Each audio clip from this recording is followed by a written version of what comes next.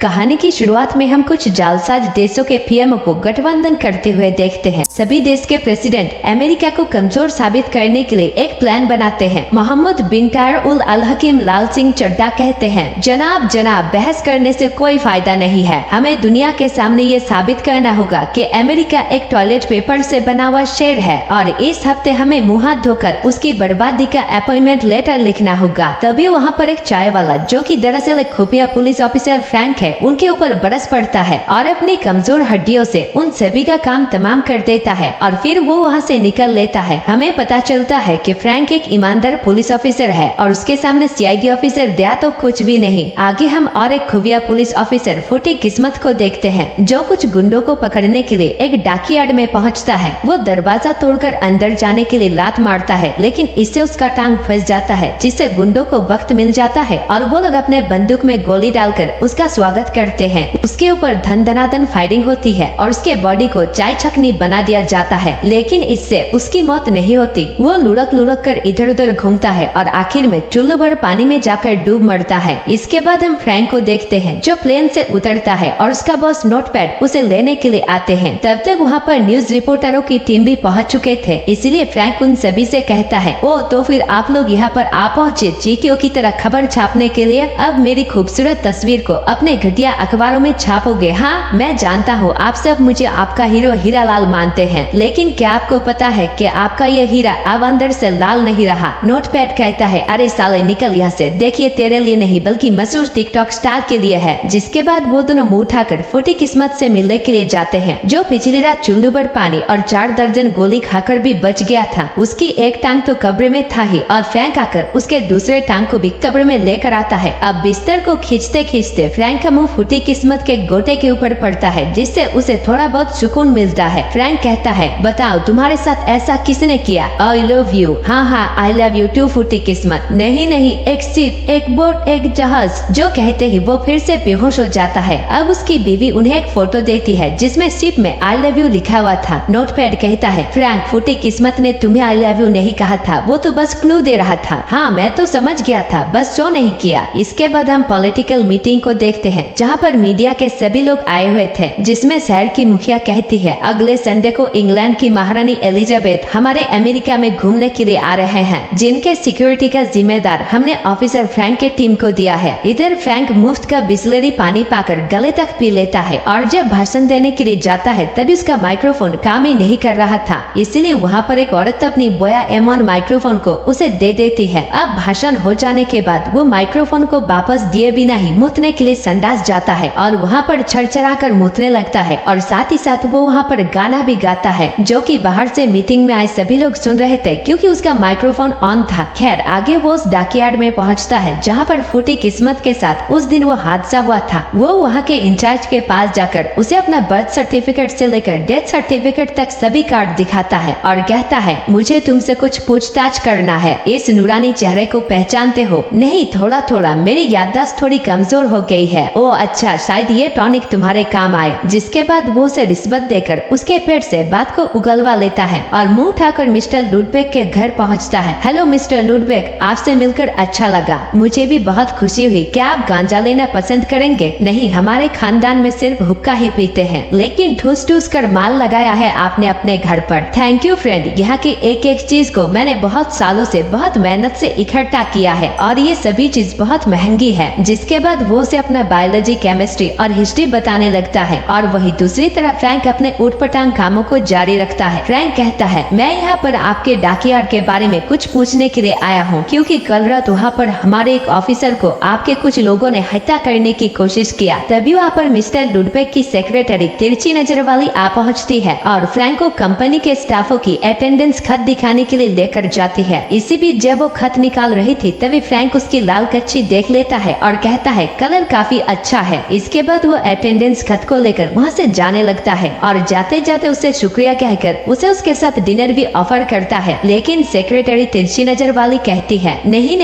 मैं नहीं जा सकती, मुझे थोड़ा काम है। उसके जाते ही वहाँ पर मिस्टर लुडबेक आकर सेक्रेटरी तिरछी नजर वाली को बहला फुसलाकर उसे फ्रैंक के ऊपर नजर रखने के लिए कहता है। दूसरी तरफ फ्रैंक अपनी बिना ब्रेक वाली गाड़ी को लेकर लैब में पहुँचता है, जहाँ पर डॉक्टर डेड उसे उसकी बेहतरीन इन्वेंशन दिखाता है और उसे एक चिपक पतली गन भी देता है जिसको अपने कलाई पर लगाकर वो किसी को भी कुछ वक्त के लिए बेहोश कर सकता था। फ्रैंक इसका इस्तेमाल सबसे पहले अपने बॉस नोटपैड के ऊपर करता है। खैर वहीं दूसरी तरफ हम मिस्टर लुडबेक को देखते हैं जिससे मिलने के लिए इंग्लैंड से मिस्टर पंचमेयर आते हैं। यहाँ पर मिस्टर पंचमेयर मिस्टर लुडबेक को इंग्लैंड के महारानी को मारने का ठेका देते हैं जिसके लिए वो उन्हें $20,000 देने वाले थे। वो कहते हैं $20,000 तो तुम्हें मिल जाएंगे लेकिन तुम इस काम को अंजाम कैसे दोगे। तभी वहाँ पर नौकरानी मैरी आती है। मिस्टर लुडबेक कहता है मैरी 2 चाय लेकर आना, जो कहकर वो अपने हाथों से एक रिमोट दबा देता है। हम देखते हैं कि तुरंत मैरी का दिमाग घास चढ़ने के लिए चली जाती है और वो एक खाली बंदूक लेकर मिस्टर पंचमेयर को मारने के लिए मुंह उठाकर उसके पास आ जाती है, लेकिन बंदूक खाली होने की वजह से वो उसे मार नहीं पाती। तभी उसका दिमाग फिर से अपने स्थायी अवस्था में आ जाती है, जिसके बाद मिस्टर लुडबेक उसे समझा देता है कि वो कैसे इस रिमोट के जरिए किसी को भी बावला बनाकर उसके द्वारा किसी को भी मरवा सकता है और वो इस तरीके से महारानी की हत्या करने वाला है। आगे मिस्टर लुडबेक इसी तकनीक से फूटी किस्मत को मारने के लिए एक आदमी भेजता है और रिमोट को प्रेस करते ही डॉक्टर का दिमाग भी घास चढ़ने के लिए चला जाता है और वो एक तकिए से फूटी किस्मत को मारने लगता है। तब तक वहाँ पर फ्रैंक भी पहुँच चुका था, इसीलिए डॉक्टर फूटी किस्मत को छोड़कर उसे मारने लगता है। वो एक कांच की बोतल को भी फेंकता है जो कि फूटी किस्मत के सर पर जाकर लगता है। आगे डॉक्टर जान बचाकर वहाँ से भागने लगता है और इधर फ्रैंक भी फूटी किस्मत को अपना पिछवाड़ा सुंघाकर उसके पीछे भागता है। डॉक्टर को किस्मत से एक चमचमाती कार मिल गई थी, लेकिन फ्रैंक जाकर जिस कार में बैठा वो साला एक ड्राइविंग सीखने वाला कार था और एक नाजुक सी लड़की कार को चलाना सीख रही थी। खैर उन दोनों की कार चेजिंग में डॉक्टर का कार पहले फ्यूल टैंक में और बाद में एक मिसाइल लॉन्चर में जाकर टकराता है, जिससे डॉक्टर की वहीं पर ही राम नाम सत्य हो जाता है। रात को फ्रैंक जब अपने घर पहुंचता है तभी उसके घर का दरवाजा खुला हुआ था। वो गुलाटी मारकर अंदर जाता है और उल्फा दे देकर दुश्मन को ढूंढने लगता है और आखिर में उसे दुश्मन मिलती है तो किचन में। वो दुश्मन और कोई नहीं बल्कि सेक्रेटरी तिरछी नजर वाली थी, जिसको मिस्टर लुडबेक ने फ्रैंक के ऊपर नजर रखने के लिए कहा था। वो कहती है आज मैं तुम्हारे लिए खाना बना रही हूँ, लगता है ये तुम्हें बहुत पसंद आएगा, लेकिन तुम्हें मेरे किचन का रास्ता कैसे पता था। जिसमें तिरछी नजर वाली कहती है मुझे तो तुम्हारे बेडरूम का रास्ता भी पता है, तुम यही रुकना, मुझे थोड़ा प्रेशर आ रहा है, मैं हल्का होकर आता हूँ। जिसके बाद वो अपनी मुँह हाथ धोकर अपना सड़ा हुआ शक्ल लेकर उसके पास वापस आता है। यहाँ पर फ्रैंक उसे अपने हाथों से खिलाता है, लेकिन तिरछी नजर वाली को तो सिर्फ उसका अंगूठा चूसनी थी, इसीलिए फ्रैंक की उंगली को हवस भरी तरीके से चूसने लगती है। फ्रैंक कहता है मेरे पास और एक उंगली है। जिसके बाद वो उसे अपनी दुख भरी जवानी की कहानी बताता है कि कैसे उसकी मंगनी होने के बाद उसकी आधी बीबी एक रिक्शे वाले के साथ भाग गई। जिसके बाद तिरछी नजर वाली उसके प्यार में इतना गिर जाती है कि वो उसे अपना तन मन धन सब कुछ दे देती है और फिर वो दोनों 2 बड़े बड़े कॉन्डोम पहनकर एक दूसरे का डाटा ट्रांसफर करते हैं। आगे हम देखते हैं कि वो दोनों एक दूसरे के साथ काफी प्यार भरे लम्हे बिताते हैं, क्योंकि वो दोनों एक दूसरे के प्यार में गिर चुके थे। खैर एक रात फ्रैंक को मिस्टर लुडबेक के ऊपर शक होता है, क्योंकि उसी के ही डाकयार्ड में फूटी किस्मत को मारने की कोशिश किया गया था। इसीलिए वो मिस्टर लुडबेक से छिपकर उसके आलीशान घर में घुस जाता है। वहाँ पर उसे एक लेटर मिलता है जिसमें साफ साफ लिखा हुआ था कि क्वीन के मौत का पैसा पंजाब नेशनल बैंक में भेज दिया गया है। जिसको पढ़कर वो समझ जाता है कि लुडबेक महारानी को मारना चाहता है। तभी उसके हाथ से गलती से वो लेटर जल जाता है, जिसको निभाने के चक्कर में वो मिस्टर लुडबेक की आलीशान कमरे की माँ बहन एक कर देता है, जिससे उसके महंगे महंगे सामानों के साथ साथ पूरे घर में आग लग जाती है। इसी बीच फ्रैंक सीसीटीवी में देखता है कि तब तक मिस्टर लुडबेक घर वापस आ चुके थे, इसीलिए वो किसी तरीके से एक औरत के घर से होकर वहाँ से भाग जाता है, जो कि अपने कपड़े बदल रही थी। अगले दिन उसकी इस करतूत के बारे में शहर के मुखिया को पता चल जाता है और वो उसे शाम को होने वाली महारानी के स्वागत समारोह में आने से साफ मना करते हैं। हालांकि वो उसे समझाने की कोशिश करता है कि महारानी की जान को खतरा है, लेकिन वो मुखिया उसकी बातों पर भरोसा नहीं करती। आगे जब वो अपने घर पहुंचता है तभी तिरछी नजर वाली भी उसके पास आती है और वो दोनों टांग उठाकर एक दूसरे की चुम्मी लेते हैं। फ्रैंक कहता है मुझे लगता है मिस्टर लुडबेक किसी आपराधिक गतिविधियों में शामिल है। ओ प्लीज फ्रैंक बस करो, मिस्टर लुडबेक बहुत ही उदार दरिया दिल और एक नए किस्म का आदमी है। नहीं, मुझे तो बस तुम्हारी फिक्र हो रहा है, छोड़ो ये सब कुछ। मिस्टर लुडबेक ने रात को तुम्हें प्लम्बर स्ट्रीट पर बुलाया है, जो कहकर वो वहाँ से निकल लेती है। अब रात को फ्रैंक मुंह उठाकर प्लम्बर स्ट्रीट पर पहुँच जाता है, जहाँ पर एक आदमी कुछ बड़बड़ाकर उसके ऊपर धनाधन गोली चलाने लगता है। फ्रैंक कहता है माफ करना, मुझे कुछ सुनाई नहीं दे रहा है और बात करते वक्त गोली चलाना सेहत के लिए हानिकारक है, लेकिन फिर भी वो आदमी गोली चलाना बंद नहीं करता। इसी इसीलिए फ्रैंक भी अपने जेब से बंदूक निकालता है और उसे जान से मार डालता है। आगे फ्रैंक महारानी के स्वागत समारोह में पहुंच जाता है और अपने बॉस नोटपैड से कहता है, बॉस मैं अभी मिस्टर लुडबेक के डाकयार्ड से आ रहा हूँ और मुझे पता चला है कि वो लोग आज रात को महारानी की हत्या करने वाले हैं, इसीलिए वो दोनों मिलकर वहाँ पर चेकिंग करना शुरू कर देते हैं। फ्रैंक चेकिंग करते करते एक औरत के पिछवाड़े में मेटल डिटेक्टर घुसा देता है। आगे वो तिरछी नजर वाली के पास जाकर उससे ब्रेकअप कर लेता है और कहता है, साली धोखेबाज, तूने गुंडों के साथ मेरी मीटिंग फिक्स करवाई थी, तूने ही मुझसे कहा था, मेरा दिल तो पहले से ही टूटा हुआ था, तूने आकर उसमें और एक हथौड़ा मार दिया। इसी बीच हमें पता चलता है कि इन सब में उसकी कोई कसूर नहीं है और मिस्टर लुडबेक ने उसे भी बहला फुसला कर रखा था। खैर थोड़ी देर में महारानी आ जाती है, जिससे उसके कान के पीछे भोंपू बजता है और वो अपनी मानसिक संतुलन को कुछ पल के लिए खो बैठता है, जिससे वो सीधा महारानी के ऊपर जाकर लुढ़क जाता है, जिसको वहाँ पर सभी मीडिया के लोग अपने अपने DSLR कैमरा में कैप्चर कर लेते हैं। अब इस कांड से उसे अपनी नौकरी से हाथ धोना पड़ता है और वो अपनी पेटी बांधकर वहाँ से निकलने लगता है। तभी वहाँ पर तिरछी नजर वाली आकर कहती है, फ्रैंक मेरी बात ध्यान से सुनो, मेरे पास तुम्हारे लिए एक जरूरी खबर है। मुझे अभी अभी मेरे गुप्त सूत्रों से पता चला है कि मिस्टर लुडबेक महारानी को आज बेसबॉल मैदान में 7 इनिंग्स के बाद मारने वाले हैं और इसके लिए वो अपने बावले मशीन को किसी प्लेयर के ऊपर इस्तेमाल करके प्लेयर के द्वारा महारानी को मरवाएंगे। जिसके बाद फ्रैंक अपने साथियों के साथ महारानी को बचाने के लिए बेसबॉल मैदान में पहुंच जाता है। नोटपैड कहता है, माफ करना फ्रैंक, लेकिन तुम बिना किसी सबूत के प्लेयर्स की चेकिंग नहीं कर सकते और अभी तुम्हें तो नौकरी से भी निकाल दिया गया है। जिसको सुनकर फ्रैंक अपने दिमाग के गधे को दौड़ाता है और वो एक गाना गाने वाले आदमी को बेहोश करके उसकी जगह पर मैदान पर पहुंच जाता है। उसे यहाँ पर नेशनल एंथम गाने का काम दिया जाता है, जो कि उसे आता नहीं था, इसीलिए वो बाहुबली 2 मूवी के गाने को ही नेशनल एंथम की तरह गाने लगता है। दूसरी तरफ बड़े से स्क्रीन पर उसे गाना गाते हुए मिस्टर लुडबेक देख लेता है और उसे पहचान जाता है, जिस वजह से वो गाना छोड़कर अपनी जान बचाकर वहाँ से भागने लगता है। आगे वो मैच के एम्पायर को बेहोश करके उसके कपड़े पहन लेता है, लेकिन जब वो अपनी पैंट उतारता है तभी वहाँ पर पोछे वाला आकर उसे ये सब कुछ करते हुए देख लेता है। इसके बाद वो हेलमेट पहनकर मैदान में एम्पायर की जगह पर पहुंच जाता है, लेकिन उसने आज तक जिंदगी में कभी बेसबॉल देखा तक नहीं था, इसीलिए वो हर बॉल पर स्ट्राइक कहकर लोगों की मनोरंजन करता है। साथ ही साथ मौका मिलने पर वो हर किसी के ऊपर से लेकर नीचे तक चेकिंग भी करता है। इसी दौरान उसकी करतूत से जब सबके साथ उसकी बहस होने लगता है, तभी मिस्टर लुडबेक एक प्लेयर को हिप्नोटाइज कर देता है, जिससे वो प्लेयर महारानी को मारने के लिए आगे बढ़ने लगता है। वहीं दूसरी तरफ मिस्टर लुडबेक को पता चल गया था कि तिरछी नजर वाली फ्रैंक के साथ मिली हुई है, इसीलिए वो उसे पकड़कर अपने साथ लेकर जाने लगता है। इधर वो प्लेयर महारानी को मारने के लिए गैलरी को फांद कर महारानी के पास पहुंच जाता है। तभी फ्रैंक अपने चिपकली हथियार से उसके ऊपर शूट करता है, लेकिन उसका निशाना इतना खराब था कि वो ऊपर स्टेडियम में बैठी हुई एक लड़की को जाकर लगता है और वो बेहोश होकर उस प्लेयर के ऊपर धड़ाम से आकर गिरती है, जिससे वो प्लेयर होश में आ जाता है। अब क्योंकि फ्रैंक ने महारानी की जान बचाई थी, इसीलिए सभी लोग उसकी जय जयकार करते हैं। इधर मिस्टर लुडबेक तिरछी नजर वाली को पकड़कर अपने साथ लेकर जा रहा था, तभी तिरछी नजर वाली किसी तरीके से उससे अपने आप को छुड़ा लेती है। इसी बीच फ्रैंक उसके ऊपर अपनी चिपकली हथियार से गोली चलाता है, जिससे वो बेहोश होकर नीचे गिरकर मारा जाता है। आगे फ्रैंक तिरछी नजर वाली को अपने दिल की बात बताता है और उसकी चुम्मी लेता है। और दोस्तों, इसी के साथ ही इस मूवी की कहानी समाप्त हो जाती है।